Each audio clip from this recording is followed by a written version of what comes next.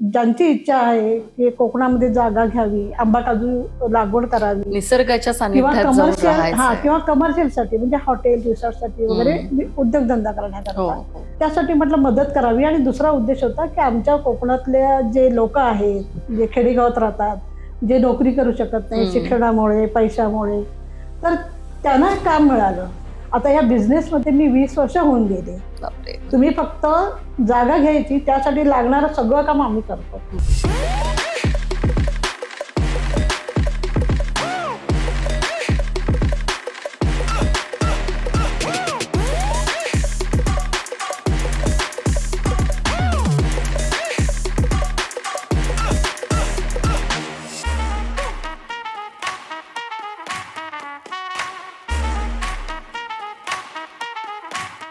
नमस्कार, मी advocate Neera Dhadge, founder of Pune women's club, तुमचं सहर्ष स्वागत करत आहे पॉडकास्ट विथ मीरामध्ये.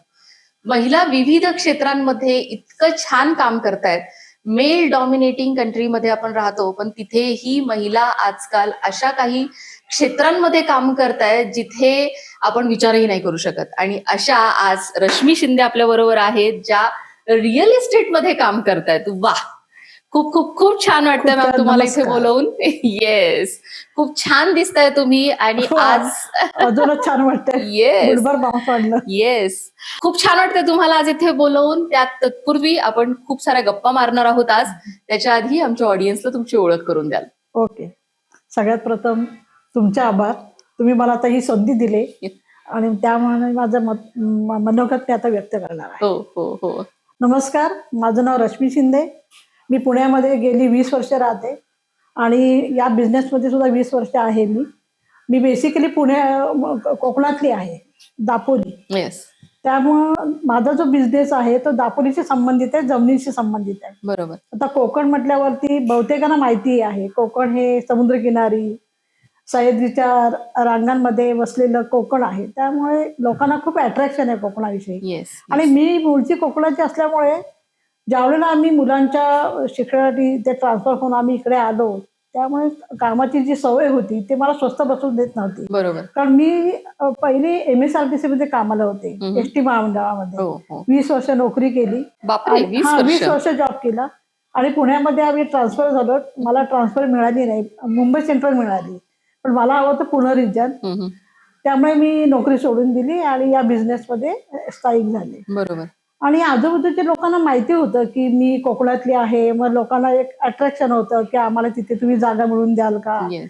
आणि कोकणामध्ये प्रसिद्ध आंबा, काजू, कोकनट असं हे सगळे. त्याच्यामुळे लोकांना असं वाटायचं की आपण तिथे एक छोटंसं घर बांधावं आणि रिटायरमेंट नंतर एक छोटंसं घर बांधावं, तिथेच राहावं, तिथेच स्थायिक व्हावं. तिथलं ॲटमॉस्फिअर आवडत होतं आणि कोकण हे टुरिझम म्हणून सुद्धा प्रसिद्ध झालं. बरोबर. मग म्हटलं चला आपण करूया मदत, म्हणून प्रथम मदत केली. शेजारी होते, ते रिटायर होणार होते, तर ते म्हणाले की मी 2 महिने रिटायर होणार आहे, तर मला अशी जागा मिळून द्या, मी रिटायरमेंट नंतर तिकडे स्थायिक होईल. म्हणजे ठीक आहे, प्रयत्न केले. तिथल्या लोकांना वगैरे सांगितलं. आमच्या 5 टीम आहे त्याच्यामध्ये. ओके. हां. आणि त्यांना जागा मिळवून दिली, घर बांधण्याकरता मदत केली, मॅनपॉवर. त्यामुळे असं ते तयार झालं सगळं.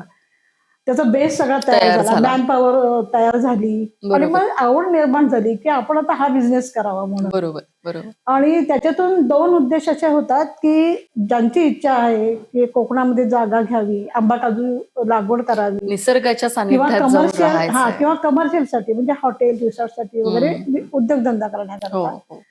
तर त्यासाठी म्हटलं मदत करावी. आणि दुसरा उद्देश होता की आमच्या कोकणातल्या जे लोक आहेत जे खेडेगावात राहतात, जे नोकरी करू शकत नाही शिक्षणामुळे पैशामुळे, तर त्यांना काम मिळालं. बरोबर.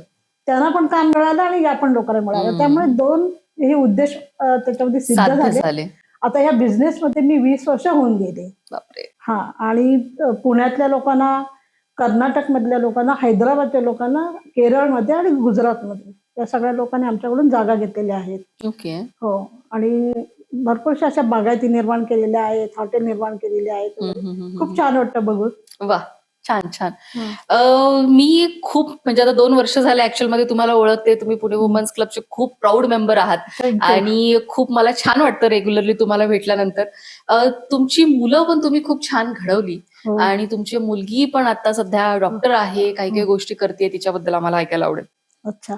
माझ्या मुलीचं नाव आहे प्रियांका शिंदे चौधरी. आता ती लग्न झालेलं आहे. ती वसईमध्ये असते.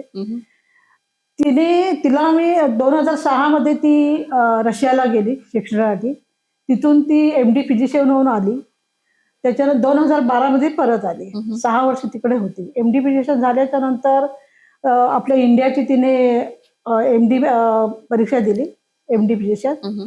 त्याच्यानंतर MCA एक्झाम म्हणतात त्याला. त्याच्यानंतर तिने इंटर्नशिप केली जहांगीर हॉस्पिटलला पुण्यामध्ये. त्याच्यातून तिला पुढे शिक्षण घेण्याची भयंकर आवड आहे. हो, मग त्याच्यानंतर तिने असं सुचवलं की गायनेकॉलॉजिस्ट व्हावं. हो.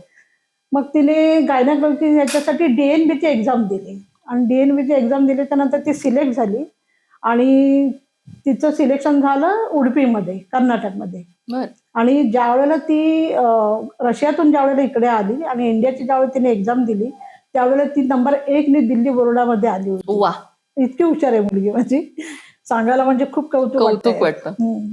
त्याच्यानंतर मग DNB झालं. 3 वर्ष उडुपीमध्ये होतो आम्ही. उडुपीमध्ये 3 वर्ष शिक्षण झाल्याच्या नंतर तिने FNB ची एक्झाम दिली. त्याला फेटल मेडिसिन म्हणतात. म्हणजे बाळ जे गर्भाशयात असतं ना त्याची डॉक्टर झाली ती. त्यासाठी तिचं सिलेक्शन झालं दिल्लीमध्ये. बरं. हा, LNGP मध्ये, मौलाना आझाद मेडिकल कॉलेजमध्ये. तर 2 वर्ष दिल्लीमध्ये. बरं. आणि ते झाल्याच्या नंतर मग तोपर्यंत लग्न झालं 2016 मध्ये. आणि त्याच काळात कोरोना सुरू झाला होता. त्यामुळे कोरोनाच्या काळात सुद्धा ती कोरोना योद्धा म्हणून डॉक्टर म्हणून तिला अवॉर्ड मिळाला आणि प्रसिद्ध झाली. बर बर. त्याच्यानंतर परत ती मुंबईमध्ये आली ते सगळं शिक्षण पूर्ण झाल्याच्या नंतर. आणि ते करत असताना तिने 7 देशांच्या गायनेकॉलॉजिस्टच्या पदव्या मिळवल्या. बरोबर. त्याच्यामध्ये अमेरिका, लंडन, युरोप, आयर्लंड आणि रशिया आणि इंडिया. बरं. अशा 7 देशांची ती गायनेकॉलॉजिस्ट आहे. क्या बात. आणि इतर देशांच्या तिने एक्झाम देऊन सर्टिफिकेट मिळवलेले आहेत. म्हणजे डिग्र्या 7 देशांच्या आणि शिवाय इतर देशांचे सर्टिफिकेट मिळवलेले आहेत. मी हा प्रश्न मुद्दामून तुम्हाला विचारला कारण ST महामंडळामध्ये काम करत 20 वर्ष तुम्ही काम करत मुलांना घडवलं. त्याच्यानंतरचे पुढचे 20 वर्ष तुम्ही स्वतः एक एंटरप्रेन्योर म्हणून काम करताय आणि तिथूनही तुमच्या मुलांनी इतक्या छान म्हणजे उंचीपर्यंत ते पोहोचलेले आहेत. त्याचं तुमचं खरंच कौतुक आहे की मुलं इतकी सगळं शिकली आणि इतकं सगळं करतात. तुमचा मुलगा सुद्धा रिअल इस्टेट मध्ये तुमच्या बरोबर काम करतो. नाव आहे निशिगंध शिंदे. येस. आणि तो पण प्रॉपर्टी डीलर डेव्हलपर आहे. आणि पुण्यामध्ये सुद्धा तो करतो पण जास्त करून कोकणामध्ये. कोकणामध्ये आमचे मोठमोठे प्रोजेक्ट चालू आहे. समुद्र किनाऱ्याच्या जागा आम्ही सेल करतो. तर एनी प्लॉटिंग स्कीम किंवा बंगलो स्कीम वगैरे यासाठी भरपूरशा पुण्यातल्या कस्टमरनी पण घेतलेल्या आहे. बरोबर. त्यामुळे माझ्या जोडीला माझा मुलगा पण असतो. Yes yes. हे तुमचं कौतुक आहे की मुलं इतकी छान घडली आणि तुमच्या कारकिर्दी बरोबर घडली. त्याच्यामुळे खूपच भारी. थँक्यू. Yes yes yes. आता सध्या काय काय चालू आहे म्हणजे कोकणात जागा पण आहेत. तुम्ही आय गेस मोठे मोठे प्रोजेक्ट पण आता सध्या घेऊन येत आहात. त्याबद्दल आम्हाला ऐकायला आवडेल. अच्छा. कोकणामध्ये आता आमच्याकडे 3 प्रोजेक्ट सुरू आहेत. एनी प्लॉटिंग स्कीम सुरू आहे. आणि छोट्या छोट्या जागा पण आम्ही विकतो कारण काही काही कस्टमरचं ना बजेट कमी असतं. तर आमच्या दृष्टिकोनातून सगळे कस्टमर सारखेच. म्हणजे अगदी ज्याचं 10 लाख जरी आहे तो पण सारखाच आहे आणि ज्याचं करोड आहे तो पण सारखाच. बरोबर. तर बजेट वाईज आम्ही जागा देतो. त्यांची रिक्वायरमेंट जशी असेल, त्यांचा पर्पज काय असेल हे पहिलं लक्षात घेतो आम्ही. तर काही काही लोकांना 1 एकर जागा, 2 एकर जागा, तर अशा पण जागा आहेत आमच्याकडे अगदी 1 एकर पासून ते 100-200 एकर पर्यंत. आणि काही काही लोकांचं असं असतं की आम्हाला काहीतरी उद्योगधंदा करायचा आहे, कोकणामध्ये आम्हाला रिसॉर्ट बांधायचं आहे कमर्शियलसाठी वगैरे, तर तशा पण आम्ही देतो. आता आमच्याकडे समुद्र किनाऱ्यासाठी सुद्धा जर ज्याला कोणाला घ्यायचे असेल तर ते प्लॉट्स आहेत. हा, पण समुद्र किनाऱ्याच्या जागा ह्या महाग असतात. आणि ज्या आंबाकाजू लागवडीसाठी जागा ज्या लागतात म्हणजे तुम्हाला डेव्हलप करायचे असतील, कल्टिवेट करायचे असतील तर त्या एकरी रेटमध्ये असतात. बरोबर. हा. तर तशा पण जागा आहेत आमच्याकडे, मोठ्या पण जागा आहेत. जेवढी जास्त मोठी जागा घ्याल तेवढे रेट कमी असतात बरोबर. असं. तर सगळ्या प्रकारच्या जागा आहेत आणि मस्त, सगळ्या प्रकारच्या आम्ही जागा पण देतो. आणि तुम्हाला जर मॅन पॉवर असेल, कारण काय काय असं असतं की कोकण फक्त माहिती आहे, पण आम्ही कधी तिकडे गेलो नाहीये. मग आम्ही जर जागा यायचं ठरवलं तर मग आम्ही घेणार कसं, मार्गदर्शन कोण करणार, आम्हाला मॅन पॉवर कोण देणार वगैरे. तर त्याची काहीच काळजी करायची गरज नाही. बरोबर. तुम्ही फक्त जागा घ्यायची, त्यासाठी लागणारं सगळं काम आम्ही करतो. वा. पूर्ण तुमचं खरेदीखत होऊन तुमच्या नावावर जागा होईपर्यंत आमची मदत असते तुम्हाला. आम्ही स्वतः तिथे जातीने हजर असतो. बर. आणि दुसरं असं की जर तुम्हाला घर बांधायचं असेल, तुम्हाला लागवड करायची असेल, तर त्यासाठी आमच्याकडे मॅनपॉवर आहे. बरोबर. इव्हन आमच्याकडे ऍग्रिकल्चरिस्ट पण आहेत. तर तुम्हाला Great. सल्ला घ्यायचा असेल हम्म, हम्म, की कोणत्या जमिनीमध्ये कोणतं पीक निघतं, ह्या सगळ्याची माहिती आम्ही देतो. मस्त मस्त. हम्म. एक शेवटचा प्रश्न मला तुम्हाला विचारायला आवडेल. एक महिला म्हणून जेव्हा तुम्ही रिअल इस्टेटमध्ये काम करताय आणि आता ज्या आपले ऑडियन्स पाहत आहेत त्याच्यातल्या काही महिलांना जर तुम्हाला प्रेरणा द्यायची असेल रिअल इस्टेटमध्ये येण्यासाठी, तर तुम्ही काय द्याल? नक्कीच. मला उलट म्हणजे हा बिझनेस करता करता मला अनेक वेळा असं वाटतं की मी बघते खूपशा महिला अशा, त्यांना वाटतंय की आपण या बिझनेसमध्ये यावं, कुठला तरी बिझनेस करावा. पण कधी कधी काय होतं, पैशाची कमतरता, लोकांना असं वाटतं भरपूर कॅपिटल असेल तरच मी बिझनेस करू शकेन, हो. किंवा त्या बिझनेस विषयी मला माहितीच नाही तर मी काय करेन वगैरे, असं सुद्धा खूपशे प्रश्न असतात. तर मला त्यांना असं सांगावंसं वाटतंय की ज्या महिला अशा आहेत की ज्याला बिझनेस करायचे, तर त्यांनी आमचा सल्ला घ्यावा. प्रथम आपलं पुणे वुमन्स क्लब स्पेशल काढलेलंच आहे येस महिलांसाठी. येस. त्याची नोंदणी करावी, आपल्याशी जॉईन व्हावं, मीटिंगला हजर राहावं. त्यावेळेला मी आणि आपले पदाधिकारी येस. त्यांना पूर्ण मार्गदर्शन देऊ. गायडन्स देतील. आणि गायडन्स दिल्याच्या नंतर तुम्ही तुमचा संसार सांभाळून, तुमची फॅमिली सांभाळून, तुमची सगळी कामं सांभाळून कसं काय बिझनेस करू शकता. बरोबर. त्यासाठी जास्त 8 तास ड्युटी करायची काही गरज नाहीये. एकदा त्या आल्या, त्यांना कळलं, त्यांना मार्गदर्शन केलं, जॉईन झालं ना, की त्यांना सगळं सुलभ होऊन जाईल आणि घरी राहून सुद्धा त्या बिझनेस करू शकतील. बरोबर. त्यातून दुसरं असं की त्यांना स्वतःला जर समजा इच्छा आहे पण वेळच नाही हम्म, घरच्या हम्म, कामामुळे, तर तर त्यांनी आपले सभासद व्हावं वुमेन्स क्लबचं. आणि त्यांच्या घरी जर कोण पुरुष असतील इंटरेस्टेड तर त्याने जॉईन व्हावं. बरोबर आपल्याकडे तसे मीटिंग मध्ये येतातच. बरोबर बरोबर बरोबर.